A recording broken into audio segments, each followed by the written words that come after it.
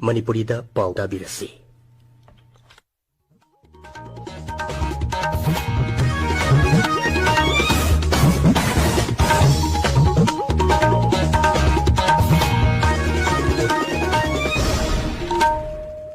Akasvani Imphal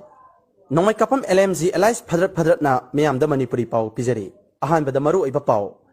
Sori senjamna sakpa sengmagi zongna first class ni haiba isai asigi mayek asi semdoktuna lukhosai zongna first class ni haina sakadabani haina singi mahiru luki lusingba takuram tharna dabi tawrakle yumthong khuding sangduna mi buki han khanganduna aini yadaba moongda like amadi share khomlamba nupi masa ama police na phagat khre Hausi hausi chathariba lockdown asi asum sangthakiba taragadi Manipur gi laisabi aribi singi oiba asoba iho ama lakpa yai haina Bollywood ki pakhang Salman Khan na phongdokre Sisi Yeibi gi Yairo haiba music video album da MTV Music Award pirakre Laisabi singna go haiduna hanjin kawraga tala phawba aduma kunduna leibanga mi haiba gi damakta sandelagi nupa ama Gokul haiba mingthol pikre Bharat ki Pradhan Mantri Narendra Modi bu khangabok masani haina social media da paulana santukla manupa ama phare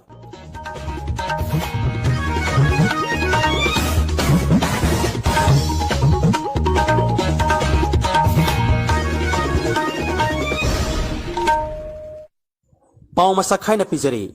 Manipur dagi mayai ka bachinja maru phangna mutat khinabagi pandam ama galoine na chatharak leba war on drugs ki saruk amo ina ngase Sori senjamna sakpa sengmagi zongna first class ni haiba isai asigi mayek asi semdoktuna lukhosai zongna first class ni haina sakadabani haina singi mahiro lukki lusingba takuram thana phongdorakle mangna makha taraduna hai makoina taleba dabi asi Manipur da leiriba nisada laichuraba nisada luplaba nahat sing asibu kannanabagi asobo khongthang amani maram aduna makhoi dabi asi numit tarini gi manungda paleba lenga asina thabak oina pangthorakadabani kariguma thabak oina pangthoraktaba taragadi Manipur pumba pungnim phuni pangi oina letrin sangbada athingba piragani haina lokthokre Nakal ama romdana takuram thargi dabi hesi Manipur gi santi raksada akaiba piba yaba amasung Manipur gi integrity sokpa yaba dabi ni haina United Committee Manipur na akan mamoongda condemn torokle Hiramasigi matangda Raijagi Mukhyamantri na cabinet mifam ama kaukre adubu cabinet mifam adu yawba lakpa minister singi manungda abu kawa yawrambadagi pharak tanaratuna mifam adu matam kaktana yekthokre hari Yamna mipainingai oiba thodok ama oina Facebook WhatsApp amasung Instagram gi khuthangda miyamdagi like amasung share khomlambadagi hentoraktuna yumthong khuding sangduna mibuki han khanganduna aini yadaba moongda online photo contest ki like amadi share pi daba yaroi haina demand toramba nupi masa ama Manipur police na phagat kre hairi Malem sinba thungna saitheng piriba COVID-19 amaram oiduna laibak asida chathariba lockdown asi asum sangthakiba taragadi Manipur gi laisabi aribi singi oiba achoba iho ama soidana lakpa yai haina Salman Khan amadi alugaligi expert kya na mod phongdok narakli Panbaya badi Manipur da local transmission laikibadagi laikai masen su longnaba yadrabanina 1985 ki mamang da pokpa laisabi singi oiba JAC ama semduna makoi gi sahi asi 2001 dagi paba hobigadabani haina Manipur gi Mukhyamantri da aiba cherol pisanduna taksan khrabani hairi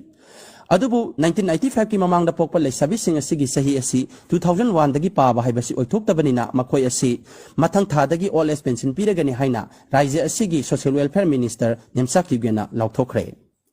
Saliba thasigi tang tara mangada Nai Delhi da pangthokadaba Bharat na British ki makhutagi ningkha tongkhibagi humputara humdoi suba Independence Day palan thoromda Manipur gi Mukhyamantri Naurem Viral Singda Best Facebooker Award piragani haina Rashtrapati Ramnath Kovindna lauthokre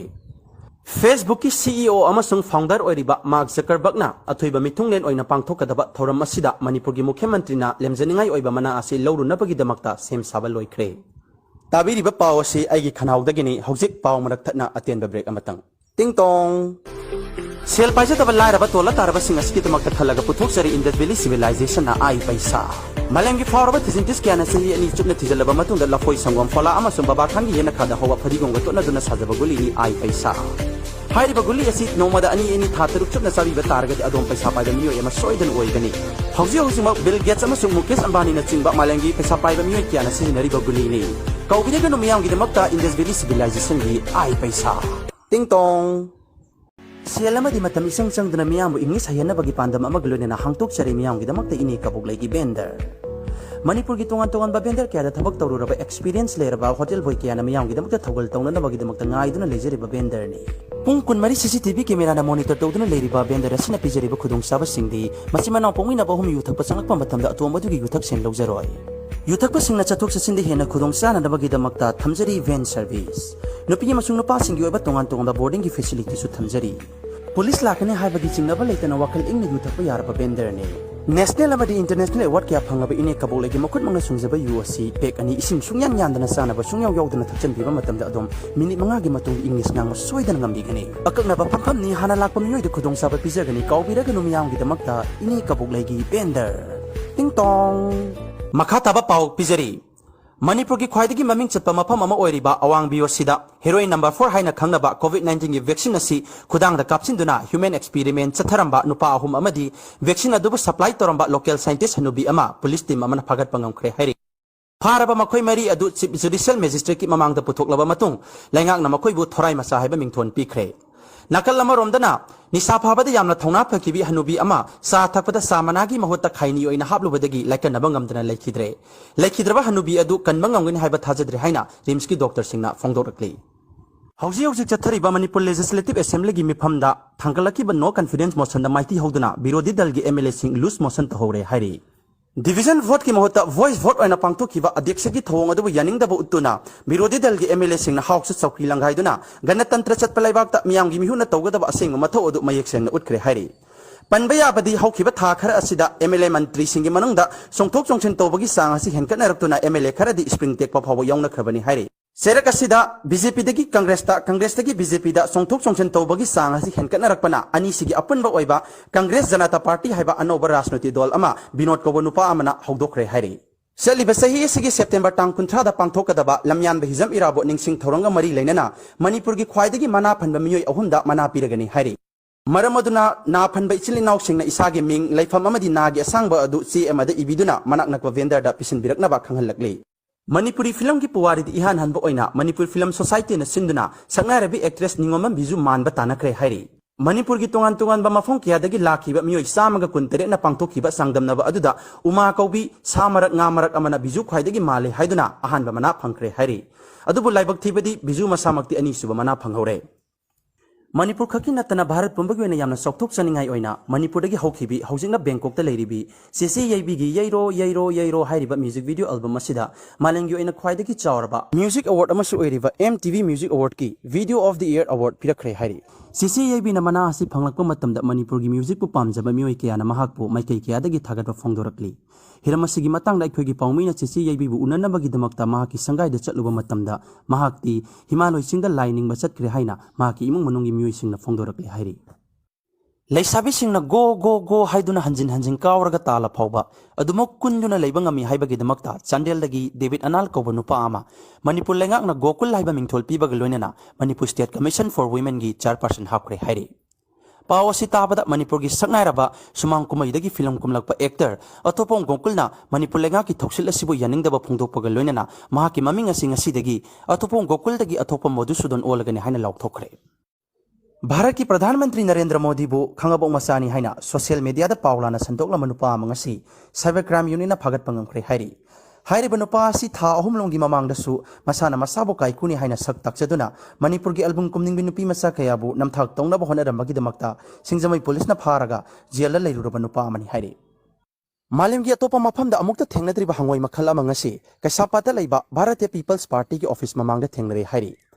Central Agricultural University ki expert sing na phongdorakpa mot ki matungina hairiba hangoi makhalasi mi gi itchup laga hingba member of Legislative Assembly MLA haina khangnaba hangoi makhal adu soidan oigani hairi hiramasi gi matangda Indian Council of Agricultural Research ki team ama laktuna kaisapat ki akoi bada thibo humba gi thabak chathakre amadi biopesticide su kapthokre hairi makhataba pau pijari Yana thamoi sokpa thodok amada yen thonglaga sadringaida photo kapa kawhowi haibagi wahogdagi thamoi bandagi nupi macha ama mathanda thori yandona sinanaba honaramle hairi imung manungdagi phangba pauna hairiba nupi macha asi lekai gi anjang hawba thongba matamda migi angang loba saduna chatlaga photo kaptuna sakhum hairiba Facebook page asida nungtigi photo upload tawjabani adubu ngarang asi masamaki mayumda thongjaba yenadu sadringaida photo namma kawhobadagi ningamakta duna mathanda thori yalaga sinanaba honaramani hairi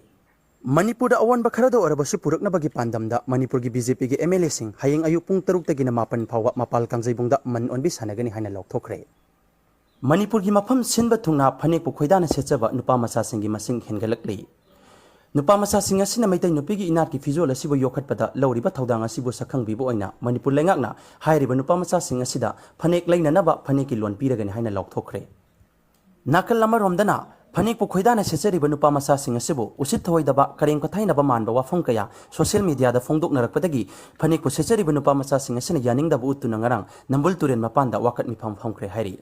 social distancing इ नोंगाक्तुना mask सुप्तुना funky वाकट मिफम अदुदा नथौ नते कुसिनी सेनिंगगा सेटकनी सेनिंगद्रगा तोकनी Imangi मरना सेटपनी Imangi फरेक सेटपनी नोइसु सेनिंगदी सेटलु याद्रा हाइबा वफम कया सि थाबा play card कया पाइकी हाइरि हौजिक सानबगी पाव